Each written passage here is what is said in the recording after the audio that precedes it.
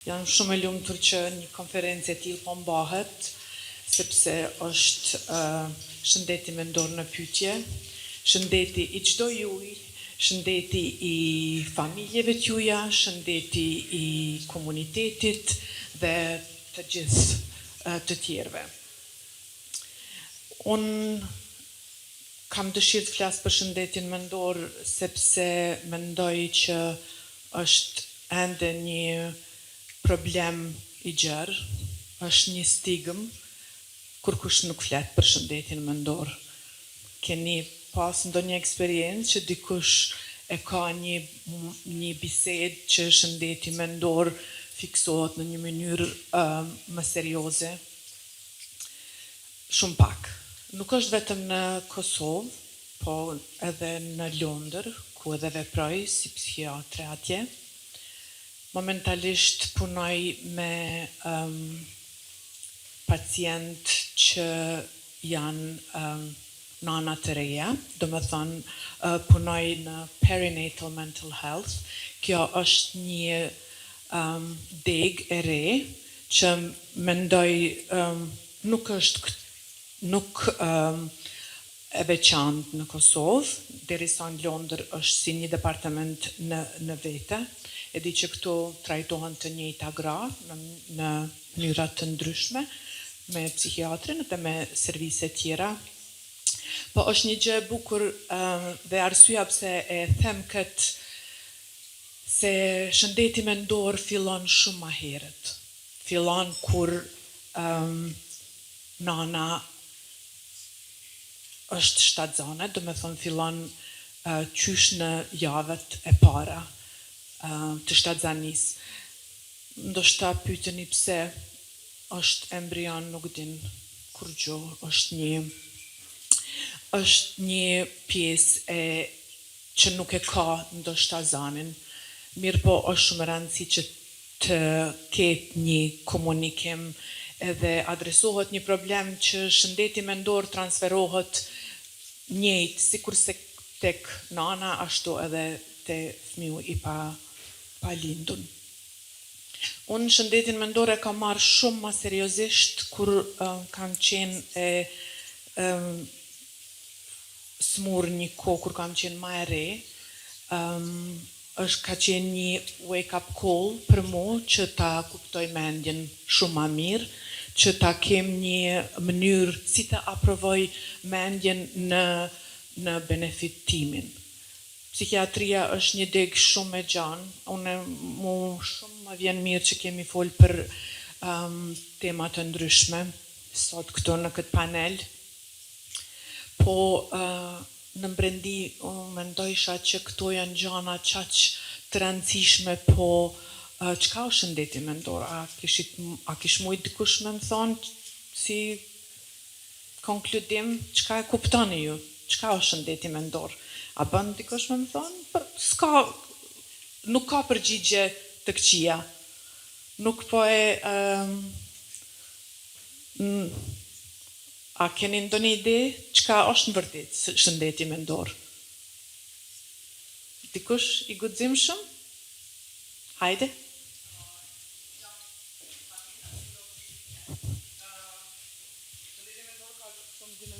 Dhe thot në aspektin shumë dimenzional që është cek, pa shëndet mendor, s'kemi as shëndet fizik, balancan mes të trija pjesës mentale, fizike dhe shpirtërore.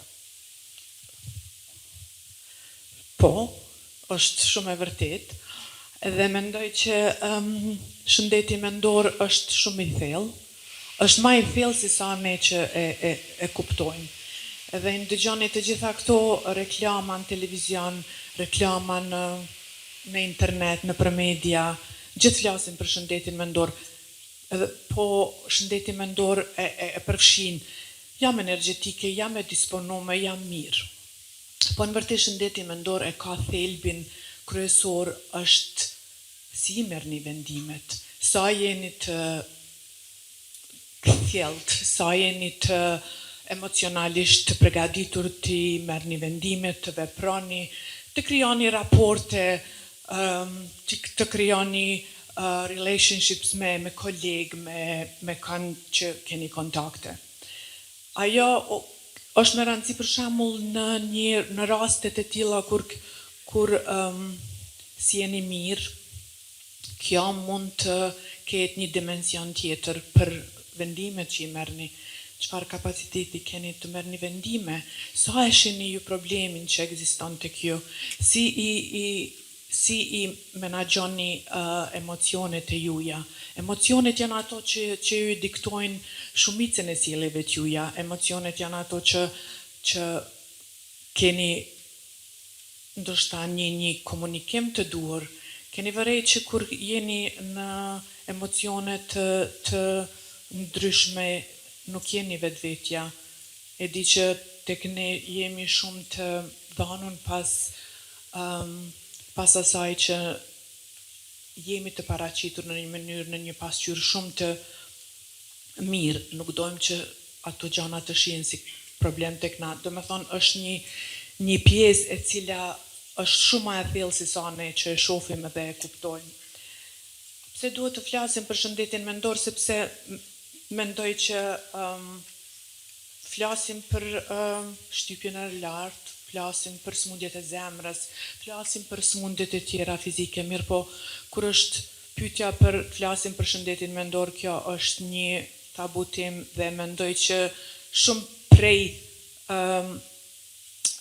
njerëzve nuk e kuptojnë, ndoshta nuk e shohin edhe problemin e thellë të asaj që ata e kanë.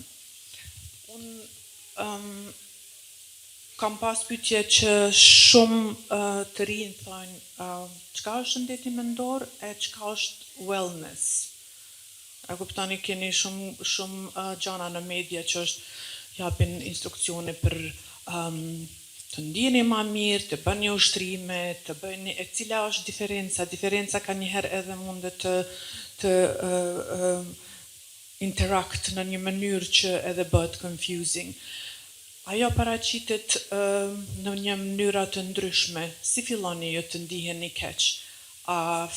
Zakonisht kur vin pacientat janë pak edhe confused, nuk e din që ndoshta pagjumësia në një mënyrë edhe mund të shpreh signalet e para, ndoshta fillon që ju nuk jeni të disponuar gjatë ditës, ndoshta fillon që ju keni reagime me bashkëbisedusin, me familjarët, jeni në një mënyrë që i keni ato paramendimet në mendjen e juaj edhe e bëni të reagoni në mënyra të ndryshme.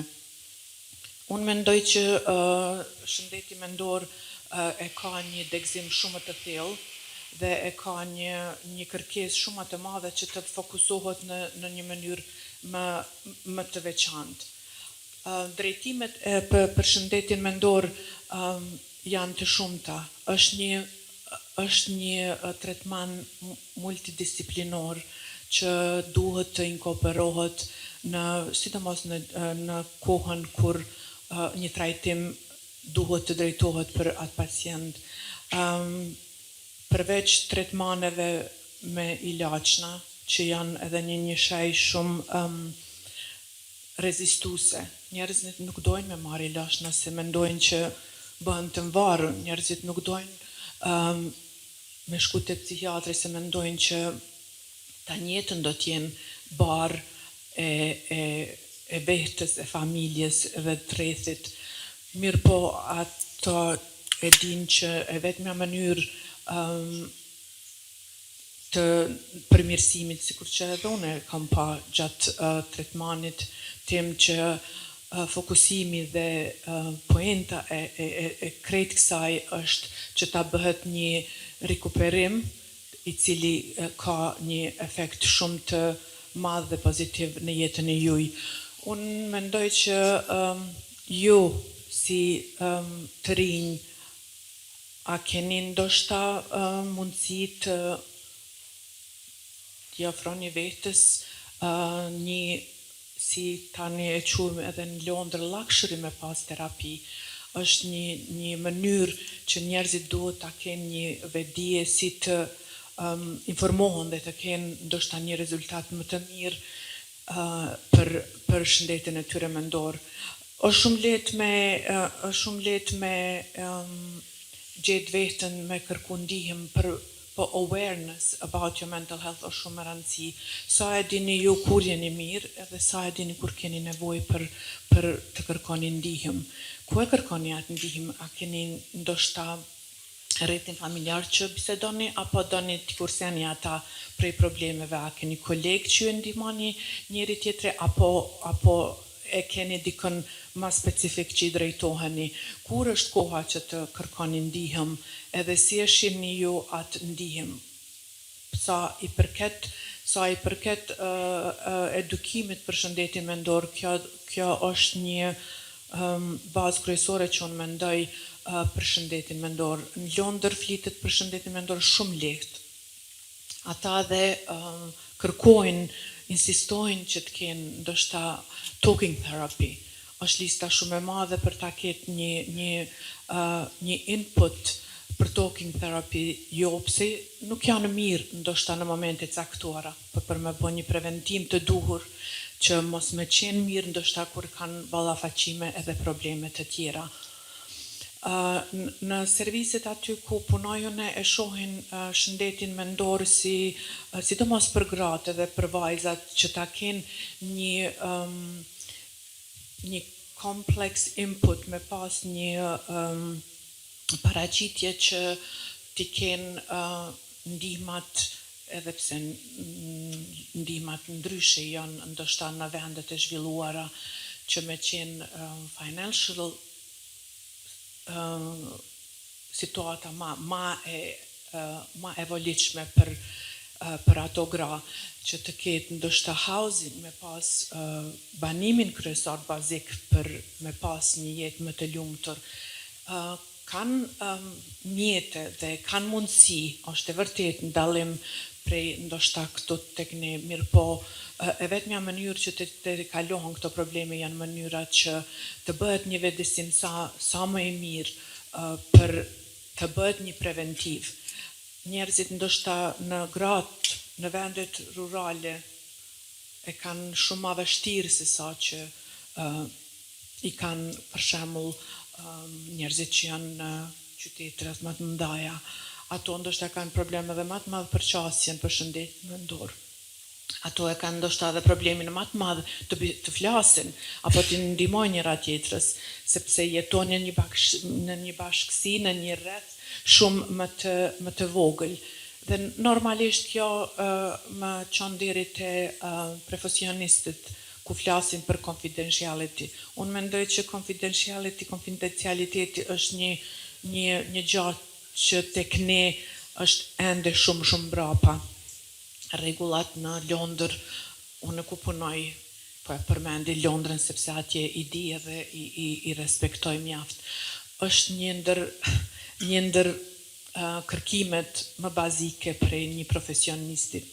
Në bisedat me disa gra këtu në Kosovë që kom pas, ishte shumë e vrasht mënyra që thanë, po unë nuk shkoj te psikologu në Kosovë, sepse ajo ndoshta ma njeh kojshikën, ndoshta ma njeh kunatën, ma njeh shoqën, ma njeh edhe kjo më bën shumë të çuditshme pse profesionistët tonë nuk e respektojnë mjaft konfidencialitetin.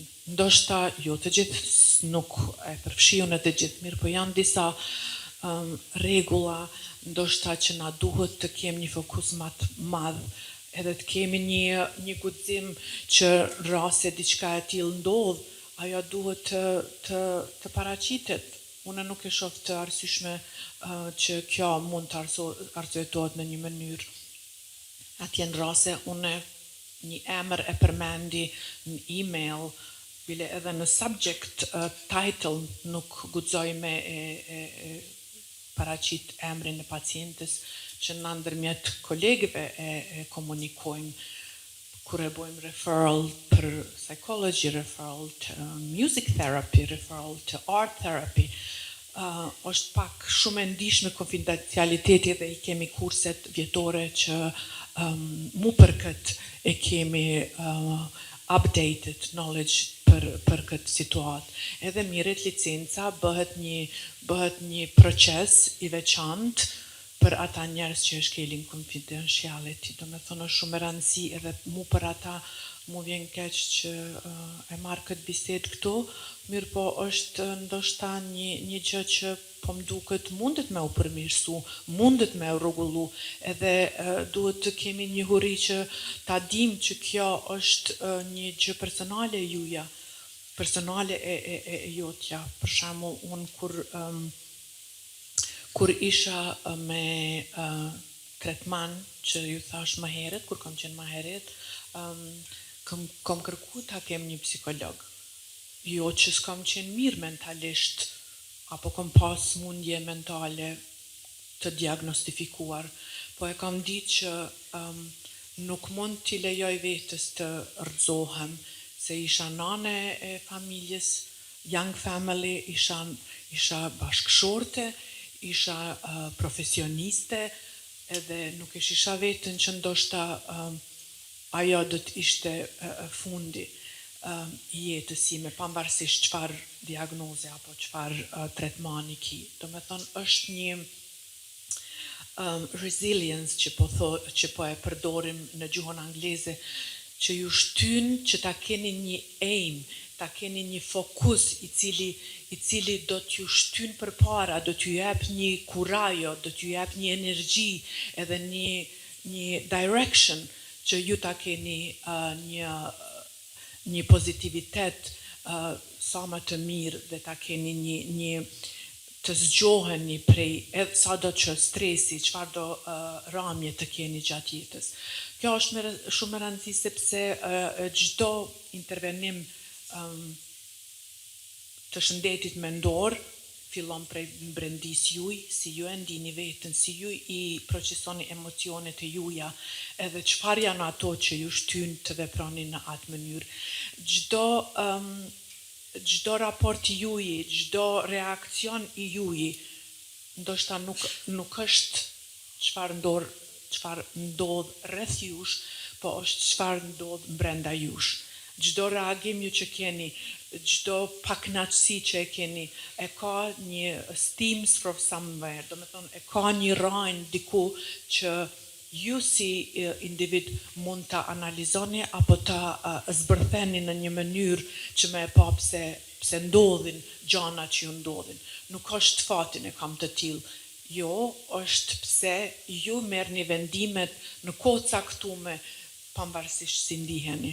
Po më vjen mirë shumë që edhe ishte paneli këtu, farmacisti për shembull, ka rëndësi shumë të madhe në trajtimin për shëndetin mendor. Gjana e parë që po qaset, edhe unë nuk e favorizoj medikamentet, jam doktoresh, unë përshkruaj ilaçna, mirë po gjithmonë e këqyri alternativën apo analizën pse ndodh diçka që ndodh, bashkë me pacientin, bashkë me ndoshta kolegën, apo kur ti konsultoj, apo kur të kemi biseda, pse po ndihesh në mënyrë që po ndihesh, a ka diçka që e ka trigger, a ka diçka që ka fillu atë ndjenjë që e ke kriju, apo e ke përcjell që të shtyn ty mos me flejt, mos me hangër mirë, mos me këqyr vetën, kur fillon stresi që nuk menaxhohet mirë. Kjo është mental health në pyetje. Mental health fillon kur ju nuk kënaqeni mirë me jetën e juj, kur nuk jeni të përfshirë ta bëni një punë me vullnet, po e bëni një me zor. E bëni duken e mirë, buzëqesheni shumë bukur, po në brendin e juj, ju e dini sa bosh mundeni me qenë, apo sa vështirë ndiheni, edhe kjo mund të kaloj për një kohë caktuar. Mirë po rrëzohet në një moment kur e keni ndoshta një stres pak më të madh, dhe aty fillon edhe problemin, do me thonë fillon kriza e shëndetit mendor. E kjo është poenta ime e gjithë kësaj, që vetëdijsimi edhe pak më tepër analiza e juj e mbrëmshme, si i perceptoni, si i analizoni, si reagoni edhe si I merrni vendimet në çastet e duhura. Në Londre ndoshta është mirë për të pranishmërit këto kush edhe mund të ndihmojnë në këtë aspekt. Në Londër është një Mental Health Act, I thojnë ndoshta edhe I dinë zonjat se edhe pse njerëzit kanë probleme me shëndetin mendor, ata nuk është që s'kanë të drejta. Ata kanë të drejtat e tyre, nuk do me thonë që keni smundje mendore dhe automatikisht nuk ke za, nuk ke të drejt, nuk ke mundësi mu anku, apo nuk ke mundësi me kërku ndonjë review, si ta them një review, ndihmoni, një rishikim të ndoshta tretmanit që e kanë. Është Mental Health Act, unë jam pjesë e atij procesit, se është një si them, specializim që bëhet si kurse psikiatër, duhet ta kesh një studim pak më të lartë, ku analizohen legal rights, që janë të legalizume dhe janë të bazë të kodeve të drejtësisë. Janë disa gjana, disa vendime që unë duhna mi përcjell. Nuk muj me admit, nuk muj me trajtu diken në spital kundër dëshirës së tij. Thotë s'du me shku në spital, nuk du mu shtri në spital. S'mundesh me marrë me zort edhe me shti në spital, sepse ajo është kundër ligjit. S'mundesh me marrë dikujt lirin në atë mënyrë. Mirë po janë proceset të duhura me që bëhen me respekt, me dignitet dhe me të gjitha mënyrat sa më komfore për atë person për me ushtri në spital. Janë disa dokumentacione që përfshihen, që nënshkruhen, dhe ju jap njëkohësisht drejt pacienti që ato munden të rishikohen dhe ai vendim të ndrohet plotësisht apo të ai pacient të lirohet prej spitalit. Vendimet mirën, normal, vendimet I marrën që dikush të vjen në spital kur janë rreziqe të mpytje. Është dikush, për shembull, depresion qashtë madh edhe don me mbyt veten. Shkon London Bridge, apo shkon diku në një breg, diku dhe don me hudh poshtë, me mbyt veten. Këto raste shifen, edhe ka raste edhe në për vende tjera. Mirë po, ata njerëz ka nevojë për ndihmë. Ki nevoj për ndihmë sepse depresioni shërohet, ankthi trajtohet me ilaçna, me terapia, dhe ka shumë pacienta që thonë s'kam qenë mirë, unë du me jetu, e kam fëmijët, e kam gruan, e kam nanën, babën, s'dua ata me vujt për mua në këtë mënyrë. Edhe është një obligim si mjek që të make sure që na e kemi bo risk assessment, e kemi cover krejt mundësit që ati pacienti t'jepit ndihma. Më pari në komunitet, që është e sigurt, për shembull në komunitet mendoj që ja mundson terapin në shtëpi, që s'ka rreziqe të mëdha. Po që ka rreziqe të mëdha, ai pacient duhet të shtrihet në spital me respekt, me dinjitet, si thash edhe më parë, dhe këto janë gjëra shumë rëndësi që ne si profesionistë të shëndetit mendor duhet t'i kemi parasysh. Mirë po, në absence, në mungesën e të gjitha këtyre, se unë tash nuk po them Kosova për me njëherë duhet t'i ketë krejt ligjet të rregullume, se edhe këto janë procese të gjata. Mirë po çka mundemi mundemi me pas awareness, një vetëdijshmëri që këto të preventohen sa më herët. Duhet ta dini ju ekuilibrin e juaj deri ku jeni mirë edhe të kalohen gjanat. se dhe unë kam pas stres, kam pas angth, kam pas ndoshta edhe kam se jemi njerëz, edhe pse jam psikiatër, përkundazi mendoj që ata janë edhe më të ligë. Mirë po, janë disa mënyra që unë i kontrolloj. Unë kur jam në stres, po ju tregoj tash se është example i mirë, kur jam në stres për shëndetin tim fizik, se kam pas tretman gjatë, normal kalon mbresa, që është normal, se janë gjanat që procesohen me emocionet e juja, çdo traum që keni pas, apo prindrit e ju që kam pas, sidomos generational trauma tek na është tepër e nalt, edhe unë mendoj që aty është fokusi shumë i marrë ndoshta i komuniteteve tona, generational trauma ju e keni përcjell. Ju nuk i dini ndoshta ato ndjenja që i keni, çka ka hek nana, baba, gjyshja, s'po flas për luftë edhe të merrimet çka kanë ndodhur. Ato mbesin në ju, nuk janë gjana që harrohen. Ato të i kalohen mirë, po në vendime ju i keni marrë atë blueprint që e keni edhe që e përcjellni. Diçka me ju ndodh në jetën e ju të ardhshme, me fëmijë, me familje, me relationship, me çfarë do që keni, janë disa gjana që ato kthehen, dalin në mënyra dhe në modalitete të ndryshme. Ti s'tush po se nana eme ka pas këtë problem, po në zbërthimin me këqyr në analizën, psychoanalytical approach me pas pak veten me këqyr, ajo mund të identifikohet. Edhe ku fillova se po kaloj çaq është temë madhe, po e humbi atë, po e përfundoj, se po më duket jam vonë, po e përfundoj mirë, po unë si psikiatër e kisha nevojë që për shembull bashkëshortit me drejtu si të më ndihmon ai mu. Më thonë, unë për shembull kam anxiety kur ta bëj mamogramin, kam anxiety kur kam shku me marr çapo ti në diçka juve që e keni dikun një problem shumë të madh, duheni me pas një mbështetje. E besoj që na gjithë në një mënyrë kemi, se të gjithë e kemi familjen, e dojmë familjen dhe i mbajmë afër vetit, relativisht afër vetit. Dhe i kom thënë që unë kam nevojë me pas një sistem.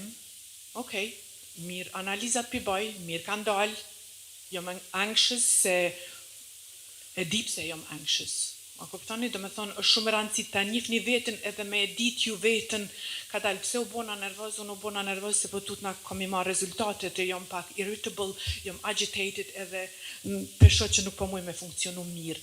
Do me thonë, është një proces që ju mas miri mund ta njihni vetën, edhe kjo ndoshta kishte qenë edhe my last advice.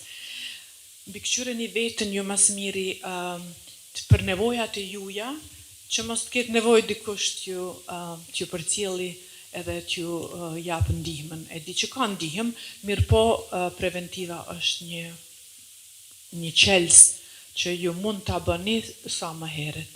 Faleminderit.